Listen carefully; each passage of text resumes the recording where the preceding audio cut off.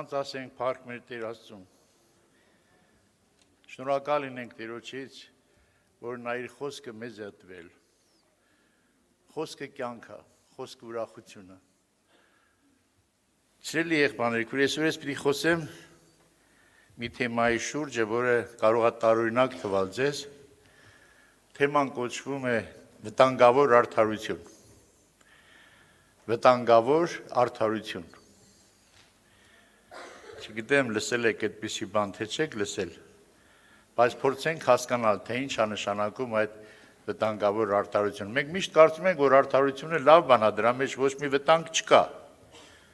Բայց տեսնենք ինչ կա այն արդարության մեջ, որը կոչվում է վտանգավոր։ Ուրեմն նախ ասեմ ձեզ, սիրելի եղբայրներ, քույրեր, դատավորած 11-րդ գլխի մասին պետք է ես խոսեմ Հեփթայեի մասին, բայց մինչև այդ մենք կարդում ենք 10-րդ գլխում, որ 10-րդ գլխում կարդում ենք, որ այնտեղ նկարագրվում է հրեաների հոգևոր անկման մասին։ Դատավորած 10-րդ գլխում նկարագրվում է հրեաների հոգևոր անկման մասին։ Իսրայելը շնորհակալ չեղավ Տիրոջից, որ 45 տարի Աստված պահեց Իսրայելին երկու դատավորների օրով, որոնցից մեկի անունը Թողվա էր և մյուսի անունը Հայր։ Այս երկու դատավորների օրոք Իսրայելը 45 տարի խաղաղության մեջ էր։ Հայրը այդ դատավորը ուներ 30 որդի, 30 որդի ուներ, և հետարքիր Աստծո խոսքը ասում է, որ դատավորած 10-րդ գլխում կարդում ենք 3-րդ խոսքը. «Եվ անկե հետև Գաղադացի Հայր ելավ և Իսրայելի մեջ 22 տարի դատավորություն նրան, և անիկա 30 որդի ուներ, որոնք 30 ավանակի վրա կհեծնեին, և անոնք Գաղադու երկրի մեջ 30 քաղաք ունեին, որոնք մինչև այսօր Հայրի գյուղաքաղաքները կսվին»։ Ուրեմն Հայրը ուներ 30 որդի, և ասում ամեն մի որդին մի հատ էշի վրա էր նստում։ Այն ժամանակ սեփական էշ ունենալը բավական հարստություն էր համարվում։ Եվ ուրեմն Հայրը նշանակ, եթե 30 որդի ուներ, մի քանի կին է ունեցել։ Հիմա սիրելիներս, Հայրի ժամանակ, այո,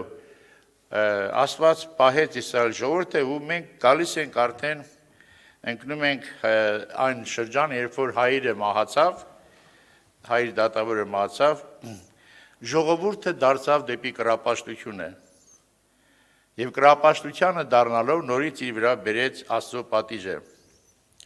Եվ Տերը Իսրայելին ասում էր, որ ես ժամանակը մի քիչ ուշ չեմ ուզում կարդալ, օրինակ 32-րդ գլխի մեջ 36-ից 38 համարներում կարդում ենք, որ երբ որ Իսրայելը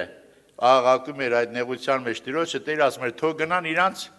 չհասվածներին խնդրեն։ Իրանք նրանց են ծառայել, թող գնան իրանցից օգնություն խնդրեն։ Օրինակ 32, 36, 38։ Եվ Աստված հեռանում էր Իսրայել ժողովրդից։ Մի բան է, երբ դու ես հեռանում Աստծուց, բայց մի ուրիշ բան է, երբ Աստված է քեզանից հեռանում։ Հասկանում եք տարբերությունը որն է։ Երբ որ դու ես հեռանում Աստծուց, և թե Աստված է քեզանից, որն ավելի վտանգավոր, ինչ եք կարծում։ Ճիշտ եք գնահատում, այո։ Աստված թողում է, որ դու գնաս քո սրտի ճանապարհով։ Ոնց որ ծնողը տեսնի երեխայից այլևս ինչ անում է, չի ստացվում, ասում է դե լավ, քո սրտի ճանապարհով գնա, ես քո հետ գործ չունեմ այլևս։ Իսրայելի համար այդպիսի ժամանակ էր։ Աստված թույլ տվեց, որ Իսրայելը իր սրտի ճանապարհով գնա։ Եվ այդ մասին մենք կարող ենք կարդալ նաև Հռոմեացիս թղթի մեջ, որ Աստված այո թույլ տվեց, որ հենց առաջի գլխում թույլ տվեց, որ 24 համարում առաջի գլուխ ասում է, Աստված ալպղծության մատնեց զանոնք իրենց սրտերին ցանկություններով է, իրենց մարմինին իրենց մեջ խայտարարելով, որոնք Աստծո ճշմարտությունը սուտի հետ փոխեցին, երկրպագություն չարեցին, երկրպագություն և պաշտոն չմատուցին ստեղծվածներուն, քան թե ստեղծողին, որ հավիտյան օրհնան։ Անոր համար Աստվածը զանոնք անար գիրքերի մատնեց, Թողեց իրանց ընթացքով եւ այդ ինչ կատարվեց, ասма որ իրենց եկեր անգամ բնական պետքը բնության դեմ եղող պետքի փոխեցին, նույնպես էլ արուները։ Ուրեմն սիրելի եղբայրներ, քուրի շատ վտանգավոր է, երբ որ Աստված արդեն թողում քեզ եւ այլևս ասում ես քո հետ գործ չունեմ։ Հետարքիր է որ սիրելիներս, երբ որ հիմա մենք կարդում ենք Հեփթայի մասին 11-րդ գլխի, մեզ որպես մի դատավոր, այդ դատավորած շրջանը մի շատ վատ շրջան էր Իսրայելի համար, որ գնահատվում էր այսպես, որ ամեն մարդ իր սրտի ուզածն էր անում։ Ինչ որ ուզում էր, այդ դատավորած շրջանում այդպես էր, թագավոր չկար երկրի մեջ, մոտ 400 տարի այդպես ասենք Իսրայել ժողովրդի մեջ չկար թագավոր եւ ամեն մարդ իր սրտի ուզածն էր անում։ Հիմա կարդում ենք, որ Գաղադացի Հեփթային 11-րդ գլխում, ասում է զորավոր ու մի կտրիչ մարդ էր, բայց ինքը անառակ կնոջ զավակ էր։ Ինքը շատ ասենք եղբայրներ ուներ, եւ այդ եղբայրներից միայն ինքը անառակ կնոջից էր։ Երբ որ ասենք մեծացան եղբայրներս հասավ այն ժամանակը, որ պետք է բաժանվի բանը այդ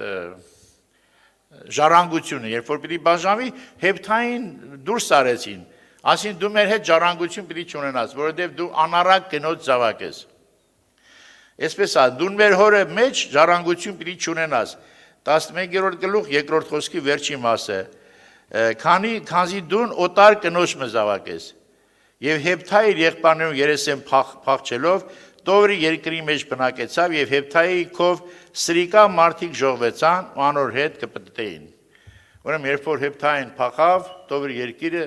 այն ժամանակ ասենք մոտ 130 կիլոմետր էր այդ բանը հեռու Երուսաղեմից։ Այդ ժամանակ ասենք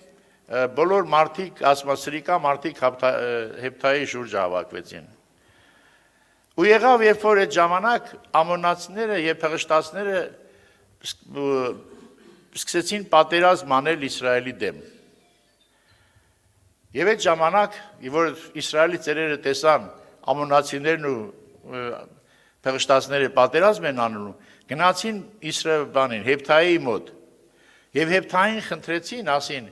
«Արի դու մեզ առաջնորդ եղի եւ մեզ ազատի այդ ամոնացիների ձեռքից եւ փղշտացների ձեռքից»։ Այդ 8 համարն է, որ այսպես ասում, 11-րդ գլուխ 8 համարը դատավորած։ Եվ գաղադու ծերերը Հեփթայեսին, անոր համար հիմա քեզի դիմեցինք, երբ որ Հեփթային դիմեցին բաները, ծերերը, Հեփթային ծերերին ասավ, 7-րդ խոսքն եմ նախ կարդում, ու Հեփթայի գաղադու ծերերուն ասավ. Ահա դուք զիս ատեցիք եւ իմ հորս տունեն զիս վրընդեցիք ու հիմա նեղության մեջ եք, ինչու համար ինձ եկաք։ Եվ գաղադու ծերերը Հեփթայեսին, անոր համար հիմա որ քեզի դիմեցինք, որ մեզի հետ երթաս եւ Ամոնի որդիներուն դեմ պատերազմ մնես եւ մեզի գաղադու բոլոր բնակիչներուն գլուխը լաս։ Եվ Հեփթային ասավ, եթե ելեմ գլուխ կլինեմ, ասիցին այո, ես կարճ եմ ասում ժամանակի պատճառով սիրելիներս։ Եվ երբ որ Հեփթային դրեցին գլուխ հրեաների համար, պատերազմելու համար որպես գլուխ, Հեփթային Ամոնի որդիներուն պատգամավորներ ուղարկեց եւ ասեց եկեք ինչի համար եք ուզում պատերազմեք։ Պետք չի որ մենք պատերազմենք, պատերազմի ժամանակ այսքան շատ զոհեր կլինեն։ Եվ մի քանի անգամ համոզեց, փորձում էր համոզել Հեփթային։ Այստեղ շատ դուք կարդաք, պատմական փաստեր էր մեջ բերում Հեփթային, որ ասենք ինչպես է որ հրեաները մեղավոր չեն, ամոնացիներն են մեղավոր։ Մի քանի անգամ փորձեց, այսպես այս քաղաքական լեզվով ասած դիպլոմատիայով փորձեց, ասենք այդ պատերազմից խուսափել, բայց չստացվեց։ Ամոնացիները ասի մենք տիկանք եւ պիտի պատերազմենք։ Եվ վերջը այդպես եղավ։ Հեփթային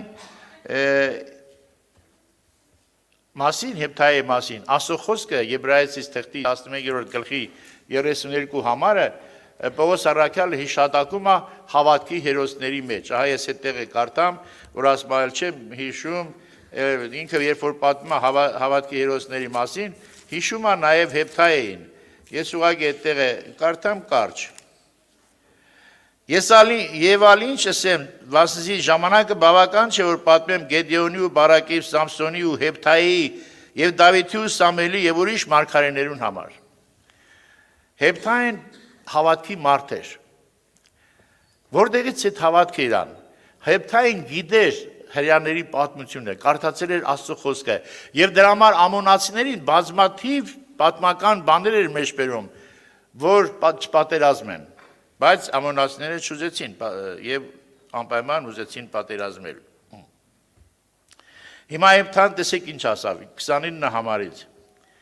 Եվ այդ ժամանակ 29 համարից 11-րդ գլուխ 29 համար դատավորած։ Եվ այն ատեն Հեփթայի վրա Տիրոջ հոգին եկավ, ու անիկա Գաղադե ու Մանասե անցավ, Գաղադե ու Մանասե անցավ, ու Գաղադու Մասպային Ամոնի որդիներուն վրա գնաց։ Եվ Հեփթայի տեսեք ինչ ուխտ անում Հեփթային 30 համար, ու Հեփթայի ուխտը Տիրոջ հետ։ Եվ Հեփթայի Տիրոջը ուխտ դրավ ուսավ, եթե Ամոնի որդիները բոլորովին իմ ձեռքս մատնես, եւ Ամոնի որդիներն խաղությամբ ետ դառնամ, այն ատեն իմ տանս դռնեն զիս դիմավորելու ելողը Տիրոջը թողլա ու զանիկա ողջակեց մատուցանեմ։ Ինչ հետարքիր ուխտ անում։ Ասում եթե դու ինձ օրհնես եւ ես գնամ պատերազմում հաղթեմ, հաղթելուց հետո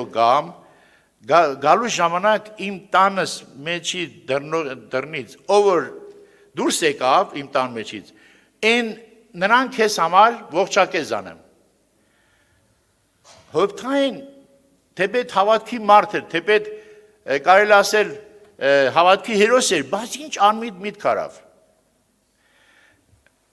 Ուխտ արավ ներողություն։ Եվ ինչ էր այդ ուխտը, որ ով էլ որ դուրս գա իմ տնից,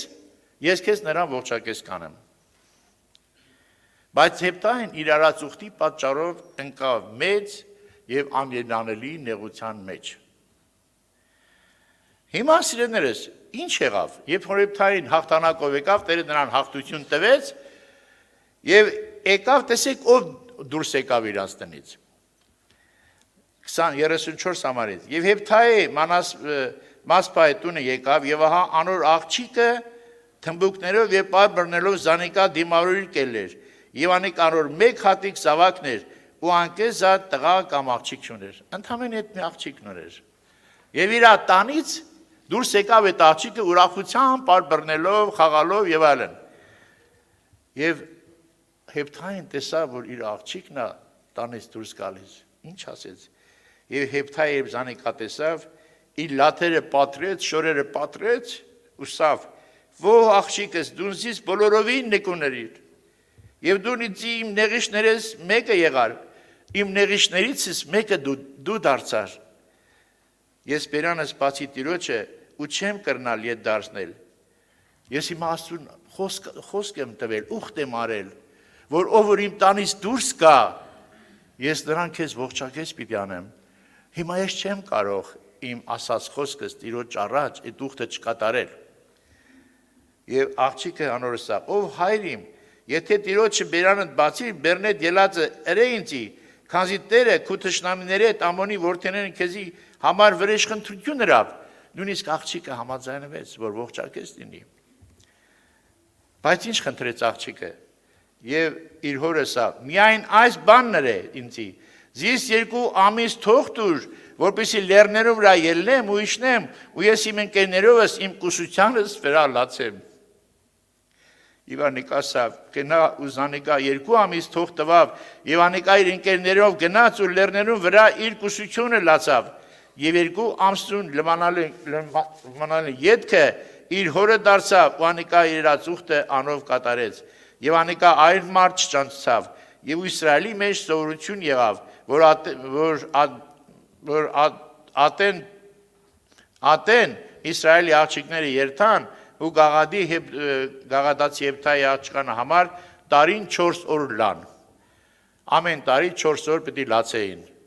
Հեփթայի աղջկա համար։ Հիմա տեսեք, ստեղ ինչն է էականը սիրեներես։ Ուրեմն Հեփթային խոստացավ, որ ով որ իր տանից դուրս գա, նրան ողջակեզ անի։ Շատ անմիտ մի բան ասեց Հեփթային։ Թեպետ ինքը արդար էր, թեպետ հերոս էր, թեպետ Աստծո հոգին իջել էր իր վրա, այստեղ շատ զարմանալի բան կա։ Լավ, հիմա կարող է իր տանից դուրս գար մի հատ անմաքուր կենդանի։ Պետք է տաներ զոհանելու։ Կամ կարող է մի հատ ուրիշ, ասենք հարևանի երեխեն դուրս գար։ Այդ ոնց հետո էր իրան իրավունք տվել հարևան երեխուն տաներ զոհանելու։ Եվ դուրս եկավ իր միակ աղջիկը։ Հիմա տեսեք, ստեղ ինչն է վտանգավորը, որ ասում եմ։ Առաջի հերթին ինքը խոսք կա տվել Աստծուն, որ պետք է ողջակես անի, ուրեմն եթե ուխտ ես արել, պետք է կատարես։ Դրա համար կարդում ենք, եթե դու Աստծո հետ ուխտ ես արել, դու պարտավոր ես ուխտը կատարելու։ Օրինաց 23-րդ, երկու տեղ կարդամ, շատ համարներ կա, ուղղակի երկուսը կարդամ։ Ասենք օրինակ 23-րդ գլուխ 21 խոսքը։ Երբ քու Տեր Աստծո ուխտը մնես, առանց ուշացնելու կատարես, քանզի քու Տեր Աստվածը անպատճառ զանիկա քեզ մե պիտի պահանջե ու մեղքի Տեր պիտի լաս։ Եթե ուխտ ես անում, անպատճառ պիտի կատարես։ Եթե չկատարես, ուրեմն դու մեղքի Տեր ես։ Երկրորդը, էլի տեղ որ եթե ուխտ ես անում, պիտի կատարես։ Ասենք օրինակ ժողովողի 5-րդ գլխի մեջ կարդանք։ Ժողովողի 5-րդ գլխի 1-ից 6 համարներում, բայց ես կարդամ 4-րդը։ Երբ Աստծո ուխտն ես, զանիկա կատարել է մի ուշացներ։ Ոչ միայն ասում է կատարես, այլ նաև չուշացնես կատարելը։ Քանզի Աստված անմիտներուն չհաճեր։ Ուրեմն ինչ է ուզում ասի, որ Աստված անմիտներուն չհաճեր։ Այսինքն եթե դու ուխտ ես անում չես կատարում, ուրեմն դու անմիտ ես։ Եթե ուխտ ես անում եւ չես կատարում, ելած ուխտդ կատարե։ Ուրեմն մի կողմից Աստծո խոսքը ասում է, որ դու ուխտ ես անում, պետք է ուխտդ կատարես, եւ պետք է չուշացնես կատարելը։ Բայց մյուս կողմից ինչ ասում Աստծո խոսքը։ Մյուս կողմից Աստծո խոսքն ասում է, որ մարդուն չի կարելի զոհաբերել, մարդուն չի կարելի ողջակեզ անել։ Հիմա կարդամ այդ տեղերը։ Օրինակ, Ղևտացիների 18-րդ գլուխ 21 խոսքը։ Այնտեղ ասում է, որ մարդուն չի կարելի զոհաբերել, ողջակեզ անել մարդուն չի կարելի։ Ղևտացիների 18-րդ գլուխ 21 խոսք։ Տեսեք ինչ ասում։ Եվ քո սերունդդ մողոքի համար կրակի անցնելու չթողես, եւ քո Աստծո տանունը չփեղծես, ես եմ Տերը։ Մողոքին չտաս, ասենք մի հատ կուրք էր մողոքը սարկված, մեջը կրակ էր վառում։ Հեթանոսները իրանց երեխեքին տանում գցում էին, զոհաբերում էին, այդ կրակի մեջ էին գցում։ Ասում է կրակը չանցնես, դա նշանակում որ կրակի մեջ չընկնես։ Սա մի տեղ։ Եվ կամ 20-րդ գլուխ 1-ից 5 համարները, տեսեք ինչ ասում։ Եվ Տերը խոսեցավ Մովսեսի նորից Ղևտացիների։ Ու նաև սավ Իսրայել որդիներուն ասես, Իսրայելի որդիներն եւ Իսրայելի մեջ բանդեղծացող օտարականին ով որ իր սերունդը մողոքի տա, անշուշտ պիտի մերսվի, երկրին ժողովուրդը քարերով պիտի քարկոծեն զանիկա։ Ով որ մողոքի տա, ասին կրակի մեջ գցի, ողջակեզանի։ Ժողովուրդը պարտավոր է նրան քարկոծելու։ Եվ միտեղ էլ կարդամ, որ համոզվենք։ Օրինակ 12-րդ գլուխ 31 խոսքը։ Ես քեզ ինչ որ պատվիրեմ զգուշացիր զաննելու, անոր վրա բան մը չավելացնես եւ բան մը չպակասացնես։ Դրանից առաջ ասում է, սա ես 32-ը կարդացի, պիտի 31-ը կարդայի։ Այսպես ասում, դուն քու Տեր Աստծոդ անպես չնես, քանզի անոնք Տիրոջը ատելի եղած բոլոր գարշելի բաներ իրենց աստվածներուն կնեն, որովհետև անոնք իրենց աստվածներուն պատվելու համար մինչև անգամ իրենց տղակներն ու աղջիկները կրակով կայրեն։ Հեթանոսների մասին է խոսքը։ Մինչև անգամ իրանց չաստծուն պատվելու համար, պատիվ տալու համար, անգամ իրանց երեխեքին են այրում։ Բայց ես քեզ պատվիրում եմ, որ դու այդպիսի բաներ չանես։ Հիմա տեսեք ինչ վիճակ է Հեփթայի համար։ Մի կողմից ինքը ինչ արել։ Մի կողմից ինքը ուխտ արել, պիտի այդ ուխտը կատարի, որովհետև եթե չկատարի մեղք կա։ Եթե չկատարի արդարություն չի անում, Աստծո արդարությունն այն է, որ երբ որ դու խոսք ես տալիս, պիտի կատարես, ուխտ ես անում, պիտի կատարես։ Սա արդարություն է։ Բայց մյուս կողմից նաև եթե դու ուզում ես զոհաբերես որևէ մարդու իրավունք չունես։ Հիմա ինչ է ստացվում։ Ոչ նա է ստացվում անել, ոչ նա է ստացվում անել։ Եփթային ընկել է անելանելի մի վիճակի մեջ։ Դրա համար ասում եմ վտանգավոր արդարություն։ Ինչու է վտանգավորը։ Որովհետև եթե ուխտ ես արել պիտի կատարես, բայց չես կարող կատարես, որովհետև քո բան ա եղել։ Աղջիկա քո աղջիկն ա եկել եւ ասենք մարդուն էլ զոհաբերել չի կարելի։ Որ դեպքում էլ որ կետնել որ անի անարդար դուրս կգա։ Հիմա հետարքիր է սիրելիներս, ինչու Եփթային ընկավ այս վիճակի մեջ։ Սա իհարկե շատ աստվածաբաններ վերջը ուզում են հասկանան, վերջը Եփթային արավ այդ ուխտը աղջկան զոհաբերեց, թե չզոհաբերեց, տարբեր կարծիքներ կա սրա մասին։ Բայց ես այն կարծիքին եմ, որ երբեք զոհաբերություն չի եղել։ Եթե հիշենք ասված, որ Աբրահամին ասավ քո Իսահակին տար զոհաբերելու, տարավ զոհաբերելու, բայց Աստված չթողեց։ Հիշում եք թե չէ։ Աստված թույլ չտվեց, որ զոհաբերություն լինի, կամ օրենք կար նաև Իսրայելի մեջ, Աստված դրել էր Մովսեսի միջոցով, որ դու որտեղ պիտի զոհաբերես, ամենտեղ դու չես կարող զոհանես։ Դու զոհաբերությունը պետք է կատարվես սելովում։ Եվ այնելով պիտի կատարի, քահանաների ձեռքով պետք է դա լիներ։ Քահանան պետք է զոհաբերություն։ Հիմա պատկերացնեք, Եփթային իր աղջկան տանում ասելով զոհաբերելու։ Ինչ կասեին ժողովուրդը, ժողովուրդը թույլ չտա։ Ինչպես ժողովուրդը թույլ չտվեց, ում թույլ չտվեց, որ զոհաբերի իր երեխային։ Հա? Աբրամից բացի ելով էր, հիշում եք։ Սավուղը, որ ինչ էր արել, բաներ արել, ուրեմն երթում է տվել էր տվել, որ ով որ մինչև իրիկու մի բան դնի իր բերանը, պիտի մեռնի, սպանվի։ Բայց դուս եկա, որ անտար գնացին, ուրեմն իր տղան, Հովնաթանը, եւ մի քիչ մեղր կերա ու ուժ իր վրա եկավ եւ 30 հոգու սպանեց թշնամիներից։ Եվ հիմա որոշեցին, թե ով այս անես կբերե, տեսան, գցեցին, որ տեսան բանն է, այդ իր տղան է, Հովնաթանը։ Հիմա ինչ եք կարծում, թեպետ Սավուղը ուզում է իր տղային սպաներ, բայց ժողովուրդը թույլ չտվեց։ Սավուղը նույնպես շատ սխալ բանի մեջ են եկել։ Ժողովուրդ ջան, ասելիքից միտքը ինչու՞մն է կայանում։ Այստեղ նա ոնց էլ աներ, կլիներ անարդարություն։ Ինչի համար, որովհետև կխախտվեր Աստծո օրենքը։ Հիմա դրա համար Եփթային այս բանը արավ, այս խոսքը տվեց, այս ուխտ արեց, որ ժամանակ։ Անգամ այն ժամանակ, որ Աստծո հոգին իջել էր իր վրա։ Եվ ասում է, եթե դու ինձ հաղթանակ տաս, ես դառնամ, եւ ուրեմն ով որ իմ տանից դուրս գա, ես նրան ողջակեզ անեմ։ Եղբայրներ քուրեր, երբեմն մարդը լինում է, որ ասենք, ինչպես եղբայրներն ասին, օրինակ Ֆիլիպեցիս թղթի մեջ ասում է Ֆիլիպեցիս 2:3 ուղղակի չեմ ուզում կարդալ, այնպես կասենք, բան մե գրգռությունով կամ սնապարտությունով մի ինեք։ Եթե դու գրգռված վիճակ ես, եթե դու էմոցիոնալ վիճակի մեջ ես, եթե տխուր ես կամ ուրախ ես նույնիսկ, ուրախ ժամանակ մարդիկ խոստումներ են տալիս։ Ես հիմա շատ եմ ականատես եղել։ Մարդի ուրախ աղի ասեմ, որ գաս տունը մի հատ գարբ դիմորդեմ, բայց գնացել է գարը չի մորթե։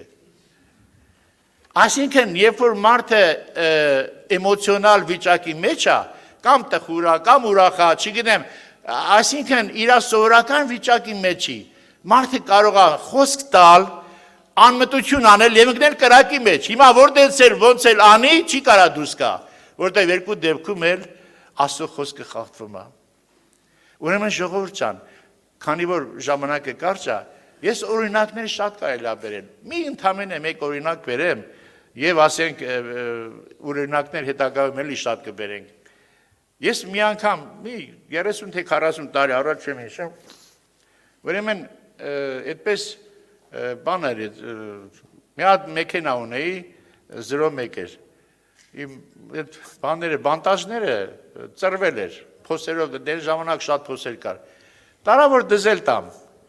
Այնտեղ 1500 դրամ էր հատ այդ ժամանակ, հիշում եմ։ Ու երբ որ տարա նախ շատ ուշացրեցին, հետո էլ ասենք, երբ որ վերջացրին, ես հիմա հարցնում եմ ինչքան դիտամ, ասում է 20000 դրամ։ Ես զարմացա, ասում եմ, ոնց 20000 դրամ, 4 հատ բանտը, լավ 5 հատ գցենք։ 20000 դրամ ոնց անում 1500-ը։ Այսին էլ բան էր, մտքիս մեջ շատ վրդովվեցի, որ ինքը լտես ինձ ուզում է խափի։ Ով է այս երեխեն, որ ինձ ուզում է խափի։ Մտքիս մեջ բորբոքվեցի։ Ու ինչ ասեցի, բորբոքվեցի, ուզում եմ իրան ասենք բացատրել, հասկացնել, որ դու շատ կոպիտ սխալ ես անում։ Բայց մեկ էլ ներսիցս Սուրբ Հոգին խոսեց։ Ասեց. Իմաստունը չարիքը կտեսնի ու կզգուշանա, բայց միամիտը առաջ կանցնի եւ վնասը կկրի։ Այդ խոսքը ներսիցս խոսած։ Իմաստունը չարիքը կտեսնի եւ կզգուշանա, Առակաց գիրքը։ Բայց միամիտը առաջ կանցնի եւ վնասը կրի։ Այդ խոսքից հետո տեսնեմ սրա բերանից բանա փչում։